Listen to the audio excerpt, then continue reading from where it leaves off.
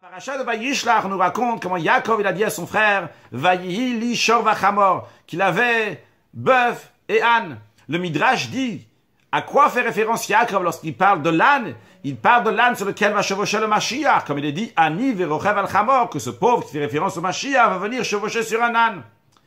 La question se pose. Le Talmud ramène une contradiction de versets. Un verset dans lequel on dit Aruimanane Shmaya, que le Mashiach vient avec des nuages du ciel. Un deuxième verset dans lequel il y a écrit Ani verochev al chamor, que le Mashiach vient, il chevauche sur un âne. Alors il vient sur les nuages du ciel ou bien sur un âne? Le Talmud répond, il dit, ça dépend. Si le peuple juif est zachou et méritant, alors à ce moment-là, il vient par les nuages du ciel. Si le peuple juif il est lo n'est pas méritant, il vient sur un âne. Alors Yaakov, lui qui était prêt, qui avait fait le travail qu'il fallait pour accueillir Mashiach, pourquoi il parle de chamor d'un âne, qui est une situation qui est lo ou qui n'est pas méritante? Seulement l'explication est la suivante.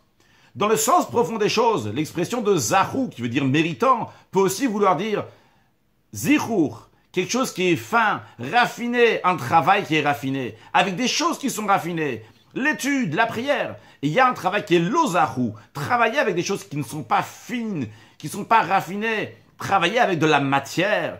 Et justement, Yaakov, il a travaillé avec le chamor, l'âne, qui vient du même langage de chomer, qui veut dire la matière. Et Yaakov dit, j'ai travaillé la matière. En effet, j'ai eu affaire avec du lozahou, avec des choses qui n'étaient pas raffinées. Et justement, vu que j'ai eu affaire avec des choses qui n'étaient pas raffinées, la matière, j'ai élevé les choses, même les niveaux qui sont le plus bas. Eh bien, on mérite que Mashiach vienne chevaucher sur cet âne, chevaucher sur cette matière qui a été travaillée. Et ça, c'est le travail de chacun de nous, d'élever la matière, d'avoir affaire avec des choses qui sont l'ozahou, qui ne sont pas raffinées, avoir affaire avec le chomer, la matière du monde, notre corps et notre âme animale, les élever, que eux aussi vont avoir l'amour de Dieu et vouloir la venue de Mashiach now.